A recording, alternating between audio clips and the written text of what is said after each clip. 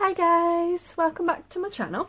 Today I'm coming on to show you how I created this distressed looking playing card. So it's just a normal playing card that I've bought from a junk store. So all I initially did, now these are quite distressed, but I'm just going to add a touch of distress inks around the edge. Now these are great little embellishments or journaling cards. Instead of, you know, the decorative bit on the back, you could put some plain paper for journaling on the back, so that would make it look great. So I'm going to grunge that up a little bit. Okay, so what I'm then going to do is I'm going to get a book, and what I've got is just an old dictionary, and you also need some 2-inch sellotape. So I'm going to be ripping the image off here and putting it on top.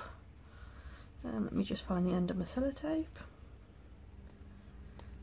So you just need a piece that's slightly bigger than your playing card. And then get a page that you like the look of. And what I then do is I take away a little bit of the sticky from the sellotape.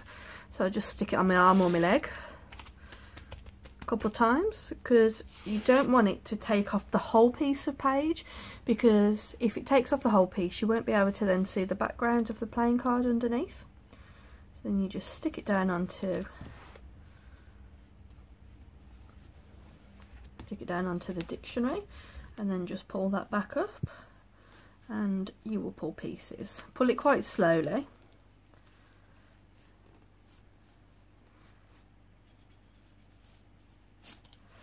Now it will be quite random. If you pull up quite a bit of the book page, you're going to need glue to stick it back down. So there we go. That can go over the playing card. If you don't like the look of it, or you think there's a bit too much, just wet your finger and just try and pull a bit of the paper off, and that'll make it a bit more see-through in places. So I'm going to do that here because it is quite you know, quite a big design there that's pulled up.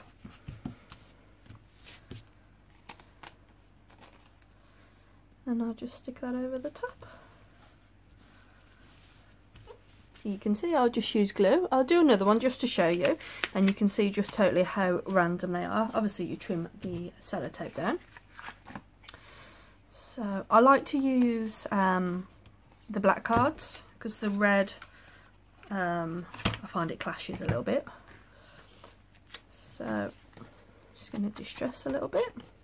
This is just with my distress ink. Just around the edge quickly. The only reason being is because you can't distress it after once the sellotape's stuck over the top, because it'll be a shiny surface. So take your sellotape,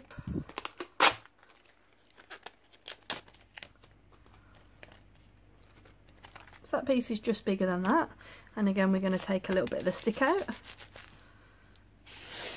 I'll do that again because last time it was quite sticky, wasn't it? Brought up quite a bit of the page. Okay, so just get your book, stick it down onto the book. Now that doesn't feel like there's a lot of tack left in that at all, so let's see how that goes. Just put it down on the page. Always leave a bit that you can still pull back, because otherwise it would just be totally stuck down. And just pull gently. If nothing's coming up like here, just give it a good rub. Okay.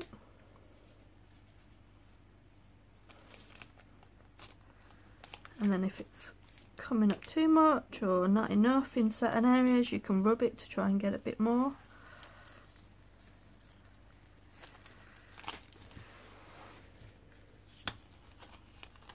Okay, so that one's cool. So you can see here nothing was coming up, so that's where I push down again. And you can just stick that over. Again, you'd need glue in the places where there's some paper, but just for the speed of the video. Now I think that looks great, yeah. Wasn't too fond of this one, and the main reason being is because with it being a 2, there's quite limited number of spots on the back. Yeah, that one's quite cool as well. So I hope this helps. It's just a way just to you know, alter your playing card. You can then stick some flowers on it, maybe some napkins over the top, do whatever you like. I've added a little bit of gesso on that one as well, just to grunge that. But yeah, totally up to you and for you to be really creative with.